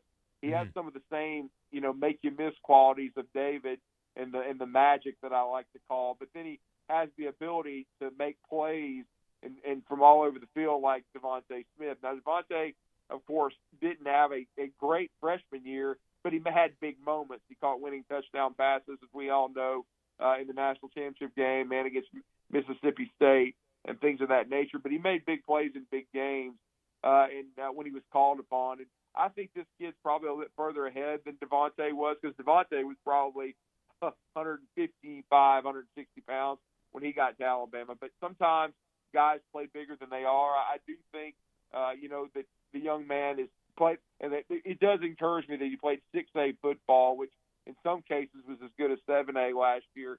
I know that state championship game where they lost to Clay Chalkville was an extremely high-level game. And so I like Ryan Williams a lot. I think he's going to make a big impact. I think he can also affect the punt return and kickoff return game as well. I'm going to be interested to see if they have him heavily involved in special teams. But I think he can give them, some explosive ability. I'm not sure, they did have a good year last year, making big plays in the passing game. But this is going to be a different offense. You're going to be talking about last year's scheme was run heavy, and then they started using the quarterback as a runner more and more as the year went on. I think this is, even though Milroe is still developing as a passer, I don't anticipate Kalen DeBoer changing his scheme that much. I think they're still going to be very aggressive as a passing offense. But what you might see is guys like C.J. Dupree and the tight end and a Kendrick Law be more involved. And there might be more of the wide receivers used in the running game, which I think makes that very interesting and harder to defend the perimeter run. So it's going to be really interesting, though, to see this team come the fall when, Western Kentucky comes to Tuscaloosa. Yeah, and a lot, of course, was made about Isaiah Bond transferring. And I don't know. I'm just going to say this. The guy he's part of Alabama lore because of the play. There's no doubt about it. It was an Iron Bowl. He makes that catch, back corner of the end zone. They win. It's just a stunning moment in time, and that will be forever, a special play in Alabama history. I don't think the kid was going to be that. I don't think it's a huge loss. I don't think he was ever going to be a huge contributor. He made a play, but I don't think that Isaiah Bond was all of a sudden going to catch 80 balls for 1,600 yards. I just didn't think it was going to happen. Be interesting to see what happens at Texas. He's got good quarterbacks there, but I wasn't like Caleb Downs. That was bothersome. Isaiah Bond, I think he's plug and play guy to replace. I agree, and I think a guy like Kendrick Law could replace him, no question, or even a Kobe Prentice or Bernard. He certainly, had a good year for Alabama, and especially a last third of the season, because he had drops, early in practice last year and in games. But down the stretch, he made big plays. You talk about the Iron Bowl play. Also made some big plays against Georgia in that SEC championship game, no doubt about it. So he became kind of a clutch guy down the stretch, but his numbers were pedestrian. He didn't have close to 1,000 yards, and so he wasn't the leading receiver for the University of Alabama last year. He was a number 2. So yeah, I definitely think he's replaceable, and I definitely think his first day in practice, Ryan Williams is more talented. So now he's going to have to go out there and prove it. and translate what he's done in workouts over into practice and into games. And I think Jeremy Bernard is every bit as good. So we will see. Jermaine Burton, I thought, had an underrated year. He ended up being a third-round pick of the Bengals. I thought he did a much better job of being consistent and catching the football. And he didn't get as many opportunities as probably he wanted, but he did enough with those opportunities. And so I thought he was the most consistent receiver for Alabama last year. But overall, it was a crew. It was, I think, not as talented as others. And so I'm going to be interested to see with the change in coaching, at Alabama, both at all three positions, head coach, OC with Nick Sheridan, and then Coach Shepard, Jamarcus Shepard at wide receiver, how the development is. Because I kind of thought, down the stretch of Saban's career the last 3 or 4 years, it still showed his coaching greatness because he got the most out of the team. But I don't think the staff was as strong as this one is that Kalen DeBoer has put together. So I'm going to be very interested to see how much better some of these guys can get, especially offensively, with a completely new approach and new coaches. Drew Darman has been our guest. Drew will be with us on Wednesday and Friday as well. Drew will get into some quarterback talk and then also some basketball recruiting as well later on in the week. I appreciate you, man. Thank you, man. Appreciate it. Let's get a break. We will come back and wrap things up next. It's the Thom Abraham Show. More in a moment.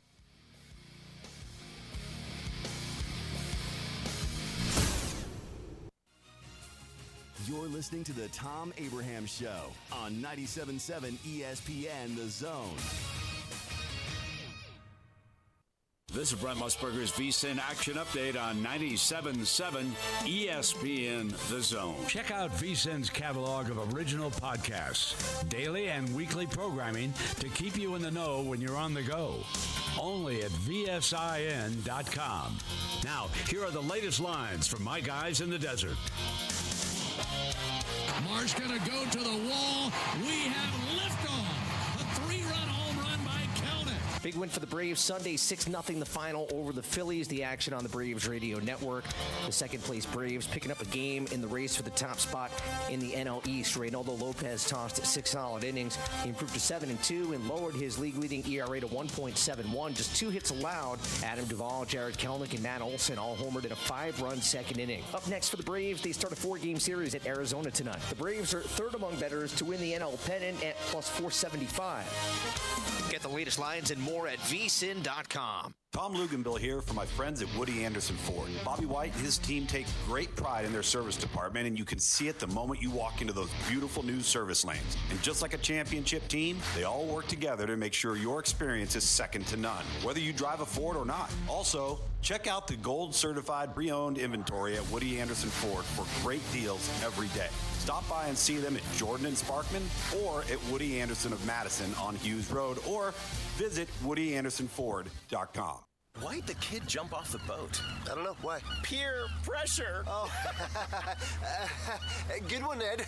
Ned isn't funny, but Ned owns a boat, and you don't. So every time Ned tells another one of his unfunny boat puns, you're going to laugh loud and keep on laughing until you get a boat of your own. A pier where you put a boat. Yeah, I get it. And when you do get a boat of your own, make sure you save money by bundling it with your home, auto, or other vehicles with Progressive. Progressive Casualty Insurance Company affiliates and other insurers. Not available in all states.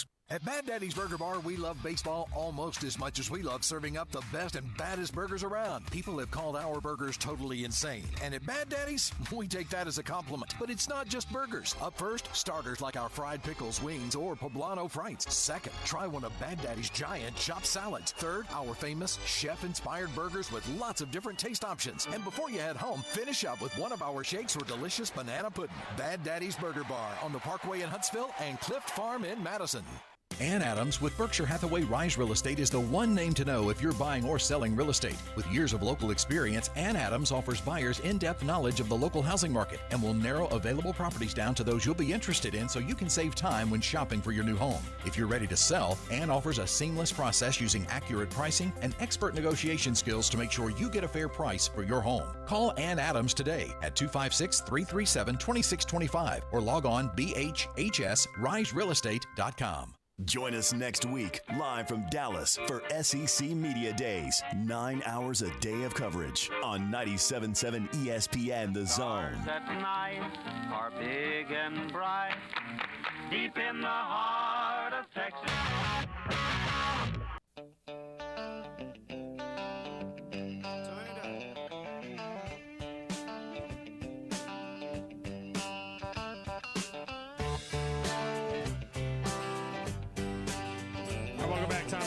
Show. Segment brought to you by Minuteman Press. For all your printing and promotional needs, it's Minuteman Press. I was so impressed with what they did for us at the radio station that I used them for our church as well, and they did a tremendous job for me getting a bunch of stuff printed up at the church, and that was really cool. That was good stuff.